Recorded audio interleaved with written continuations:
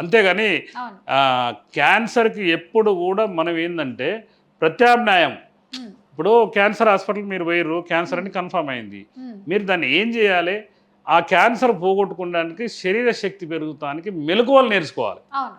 మీరు ఎన్ని రోజులు మందులు వాడగలుగుతారు? కాబట్టి ఇట్లాంటిది ఇంకొకటి ఏంటంటే మీరు క్యారెట్లు లాగానే ఎర్ర గడ్డలు ఉంటాయి, ఐడియా ఉంది మీకు? అది గాజర గడ్డలు అంటారు వాటిని. గాజర గడ్డలు పొడుగుంటాయి. వాటిని ఏం చేస్తామంటే మన చలికాలం సీజన్లు వస్తాయి, మన అవన్నీ తీసుకొచ్చి మేము ఎండబెట్టి కట్ చేసి ఎండబెట్టి పౌడర్ చేసి పెట్టుకుంటాం. అది కనుక బీట్రూట్ జ్యూస్లో ఒక చెంచా తాగితే అత్యంత శక్తివంతుడిగా మారుతాడు.